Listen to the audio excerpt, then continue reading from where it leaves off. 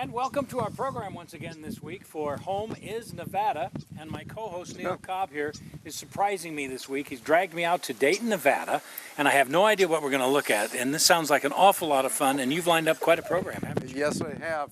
We've got Gary Schmidt and his beautiful bride, Sharon. Yes, and they have got all of these artifacts from the Ponderosa Ranch. No. Plus other things that he's got. He's been a collector for a lot of years. Is this the real deal? This is the real deal. And we want to talk today about the book that was written, an autobiography about William Anderson. This is going to be a great show. Don't go away. Neil will have the story for you in a few minutes. Welcome back to our show, Home is Nevada, and we have found Dayton, Nevada, and Neil Cobb. This is going to be quite a lot of fun. What have you got for us? You got some I got some very special friends. This is Sharon, and the big guy over here, this is Gary Schmidt. You might recognize him, but we're not going to talk about a certain subject, are we? No. Hey, we need a little bio on you guys, and then we want to get to this wonderful book that you put out on your husband that has since passed away, William Anderson. He was quite a guy. So tell us a little bit about yourself, Sharon. About myself, I was raised up in Northern California. I'm a dairyman's daughter. I've always loved the outdoors. So when I first saw the Ponderosa Ranch in 1978 on a family vacation, I decided I want to work there. So in 1980, I was hired there to work with the horses. And I worked there 24 years. And then somehow, under circumstances, I don't know why, but I ended up marrying Bill Anderson. I was his second wife. Sharon and I are newlyweds, been married about 3 years now, a little over 3 years, and Bill was a friend of mine. We were kindred spirits. We were always at the same auctions, both big collectors of Nevada and other history and preservation of our heritage here. And I knew Bill for a lot of years. Actually, I knew Bill longer than Sharon did. But, well, you had quite an establishment yourself up there on Mount Rose Highway, and you collected a lot of things up there. Yeah, I've got a little spot in Gerlach, and it's the Reindeer Lodge, formerly the Sundance Lodge. Yeah, it was the Sundance Lodge when I bought it in 1972. I changed the name 10 years later to the Reindeer Lodge. It's got quite a history of music up there. And I've picked up a few items over the years that I have on display. Just a few. So, what in the world are you doing with all of the artifacts that came from the Ponderosa Ranch? Well, I guess that's a question for me. Bill had quite a large carriage collection, which is stored here in this building here in Dayton. And I think his hope would be, and so is Gary and mine, is just to get those placed somewhere in the future. If there's a new Western theme park in the area, hopefully, we would love to donate those for display so other folks can see them.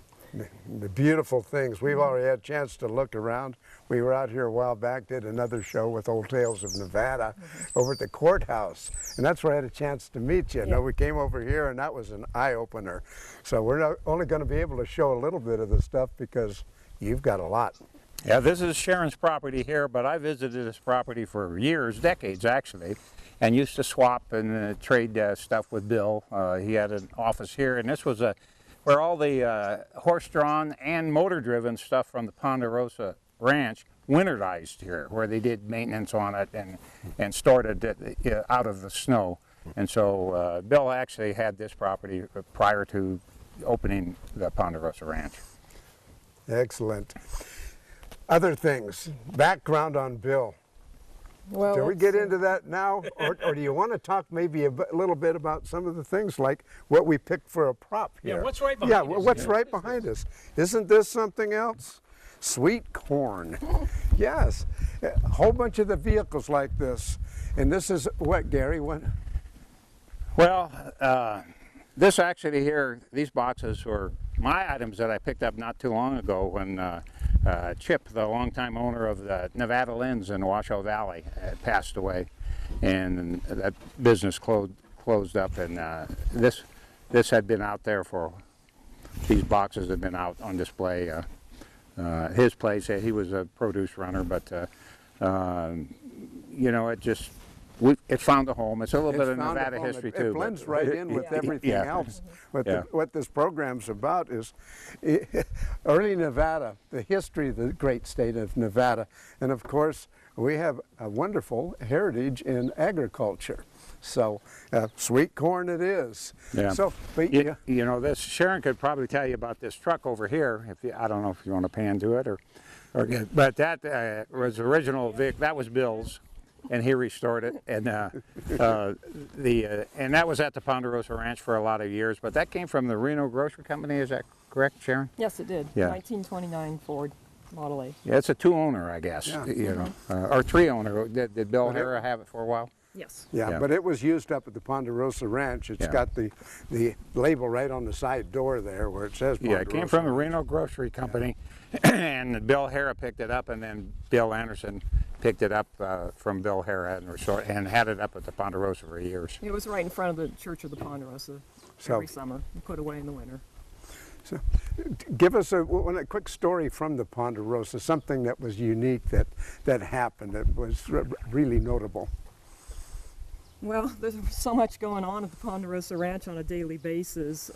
One thing that stands out in my memory is all the people that got married there at the Ponderosa Ranch. Yeah.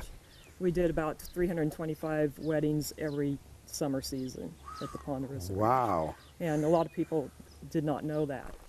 So, and then the other big deal was the breakfast ride, hayride breakfast. It attracted many, many people every morning. And the Haasburger, that was good. Yeah, all the food was good at the Ponderosa Ranch. Oh yes, it certainly was.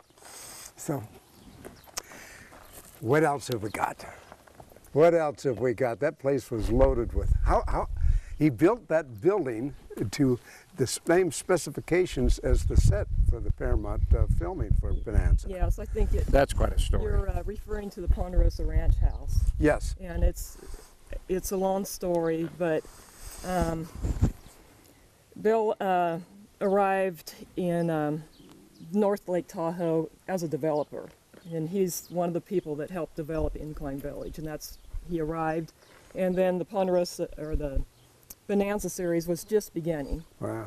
and this was like in 1959, early 60s. Well, we're going to have to get back to Okay. this. Yeah, our producer's waving at me. We're going to take a look at some of these artifacts. They are fabulous. Don't go away. We'll be right back. Perfect. Welcome back to our program, Home is Nevada. Neil Cobb and myself, Dick Stoddard, we're out here in Dayton, Nevada. We're going to take a look at some fabulous artifacts, a lot of these from the Ponderosa. And Sharon, why don't you finish that story about the Ponderosa that you were talking about? Okay, I was going to talk about the Ponderosa Ranch house and Right. how it ended up there. Bill had opened the riding stables called Ponderosa Stables, and actually the Cartwright's horses were stored there, and he stabled them there, and that brought a lot of people to pet the Michael Sure. Landon's horses Right. and Ben Cartwright's and so forth.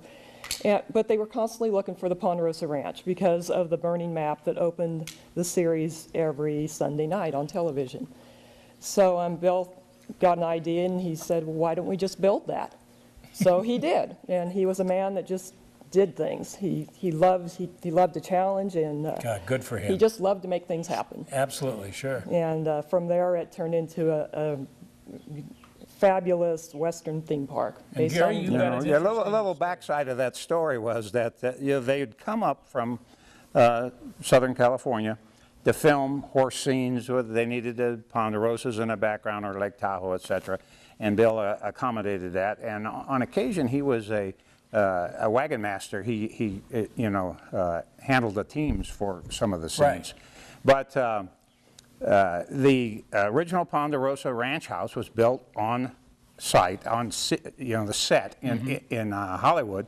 But Bill got this idea, and somehow, nobody knows exactly how, he got a hold of the original plans for the ranch house that was built in Hollywood. And so in between there coming up and filming one time, he built a second ranch house, built one right there at North Shore. And so when they came up, when the whole crew came up to film some horse scenes or some outdoor scenes, they get there to the stables and turn around, and there's a total ranch house, the exact duplicate of the one that was on set in Hollywood.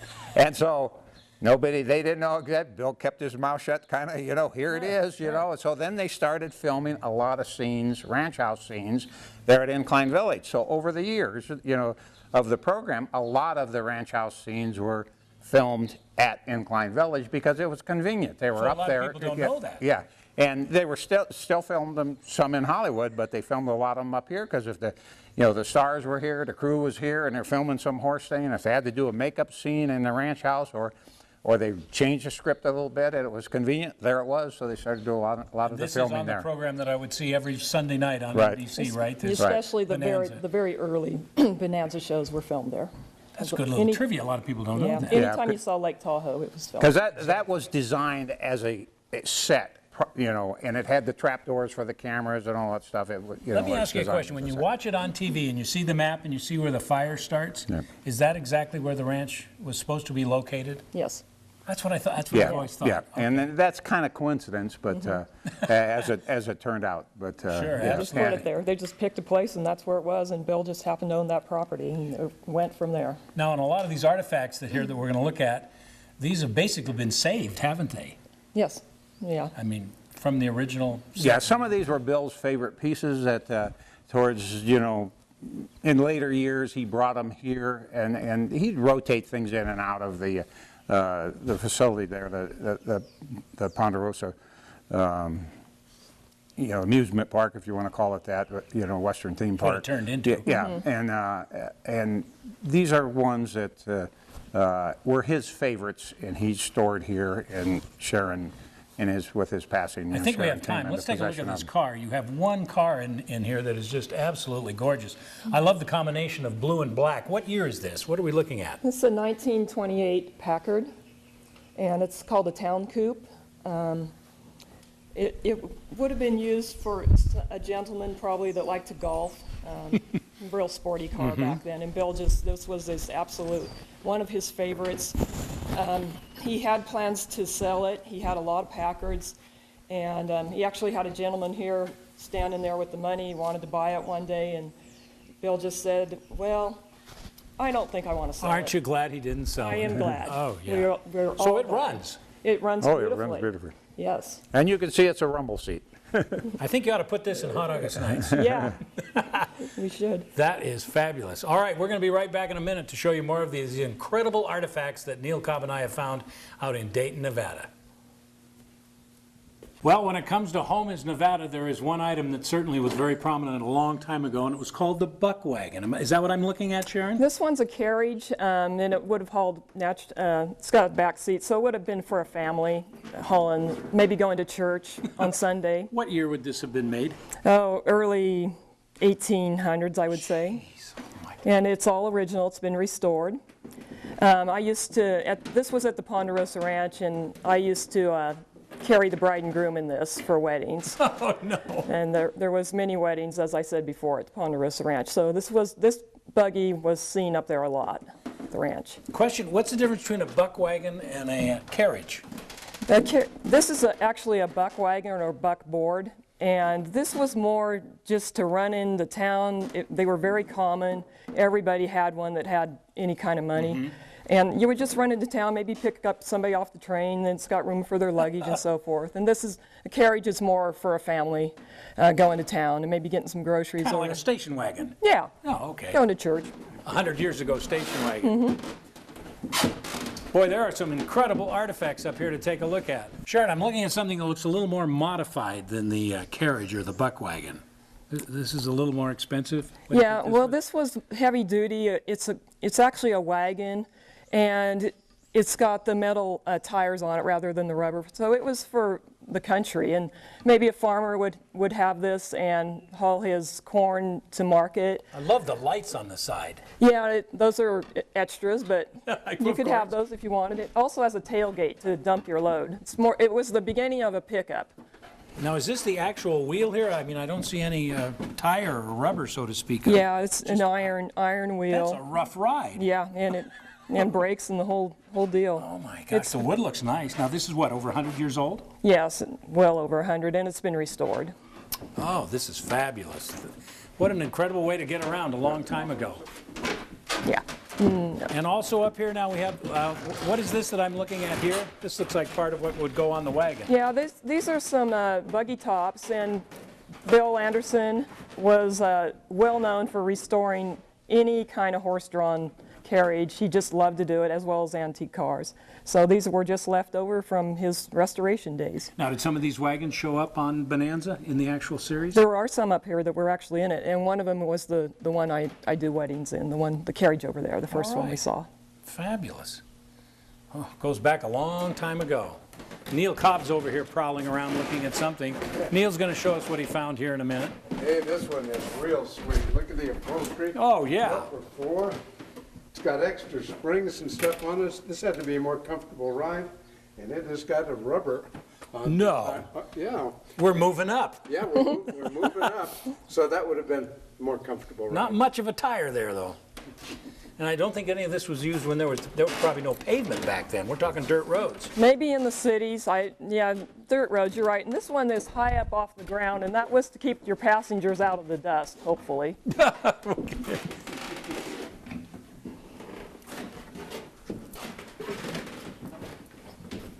Now I'm noticing over here we've got some, like Neil mentioned, a little more of an upgrade now. It looks like we got cushioned seats going here. Yes, this little buggy is my absolute favorite. It was actually used up at the Ponderosa Ranch when they filmed Bonanza: The Next Generation. And Michael Landon Jr. was the driver of this, along with, I believe it was Gillian Green. So Michael actually sat in this vehicle? Yes, he did. Isn't that amazing? And I'm sure there are pictures of that somewhere. there are. Yeah, it was shown in that movie, Bonanza: The Next Generation. Now hanging on the wall here, I noticed we've got all of the accessories, right? Yeah, we have a lot of, these are blinders for your horses that pull, and a lot of just artifacts and different things that actually go on wagons or carriages. I've often wondered, what was the purpose of a blinder on a horse? So they couldn't see what's coming behind them, and they wouldn't get afraid of the wagon. Oh, really? Yeah. If you had a really good team or a really good horse, some horses did not need blinders if they were really good. But it's a safety issue. It's a good idea to have those on your horses. And that goes back a long time ago. They probably still use them today. They do, yes, absolutely. Sure. All right, this just goes on and on and on, and now I'm looking at baby buggies. Yes, Gary can tell you about those. All right, Gary, go ahead. Well, it's just a, collection starts with the first item. Oh, very good. Yeah, okay. And actually, in my lifetime, I really only collect one thing, and that's collections. Okay, all right. Now, how old are these? Over 100 years old? Yeah, or right at it. Late 1800s, early 1900s. With I'm assuming the original dolls. Not necessary. Okay. Isn't that remarkable? Oh. Yeah, we have a sleigh over here, which is really interesting. This would be pulled by 2 horses, right? And one or two. Yeah. This is called a hunting cart. This was one of Bill's very favorites. It was on display at the Ponderosa Ranch for almost the entire time the ranch was open. And he just liked it because he liked to hunt. He liked to deer hunt, and he liked to tell people how they did it in the early days. I can only imagine how many people had their picture taken with this. Lots of people. And it's all original. It's a nice piece. Oh, this is just fabulous. Artifacts from a long, long time ago. Yes. And a lot of this goes back to the Lake Tahoe area, right? Yeah. Absolutely. All right. This gives you some idea of what you can find when you go way out in places like Dayton, Nevada. We're going to be back with more. Stay tuned. Well, Neil, this has been an extraordinary visit out here to Dayton, and I want to thank you for finding Sharon and Gary here. A little more about the book before we go. A little bit more about the book. Well, I wanted to ask Sharon, what are the possibilities of a reprint? I know that you have very few of these, and this is a wonderful book, the autobiography of William Anderson. And it's just coming from a third grade dropout to the guy who planned and built the Ponderosa Ranch up at Lake Tahoe. What a great story this is. Yeah, and what an intelligent man, I might add. Bill was quite a character. It's all in that book. And yes, we really do hope to have a second edition. We're not sure when, but it's definitely in plans. Gary and I plan to do that. Yeah, you know, when Bill planned on doing his book for at least a decade, and he recorded his life story over the years, and he looked for a couple different, people to assist him with the publication, etc. And that's actually one of the things I'm quite proud of. I turned him on to Mike Sion, the local publisher. Oh, yes, I know Mike. Mike helped with the book and finally got it done, and he was able to, see it and distribute it during his lifetime, which was, was quite gratifying. Very deserving. Yeah. Yes, and it's something Bill always wanted to do, and it was a great project for him toward the end of his life. And we definitely plan on doing a second edition, and probably regrettably have to include the closing of the Ponderosa in it. The sad times. It's on the hit etc., list, and that's what I like to hear. It's on the hit list. Yeah. Tell us a little bit about this Model 8 stake truck. This is just a sweetheart, and you drive this quite often, don't you, We Sharon? do drive it occasionally, especially getting into the spring and summer months. This is a 1929 Model A. It was one of Bill's favorites also. It was every summer at the Ponderosa Ranch, it was parked right in front of the Church of the Ponderosa. Well displayed, people loved it. Hundreds and hundreds of folks had their picture taken standing just like we are right by it, I'm sure.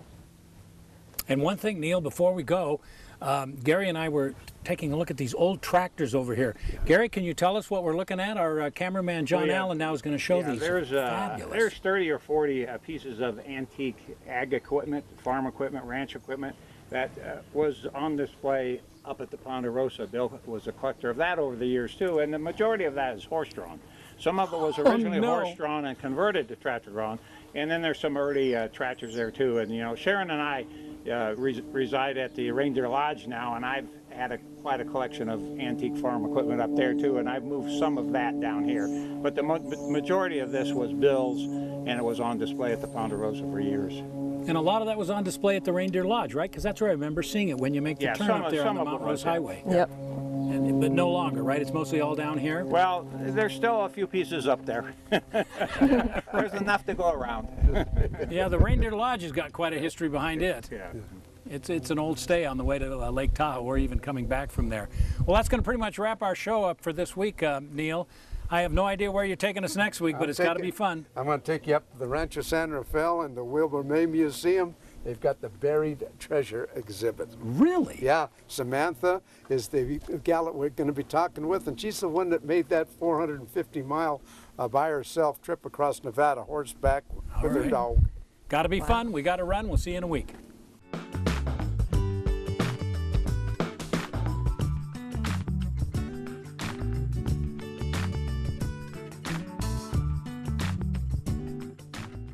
Learn more about the great state you live in. Join my co-host Neil Cobb and yours truly, Dick Stoddard, for Home is Nevada. It's at 5 o'clock Sundays on KOLO 8.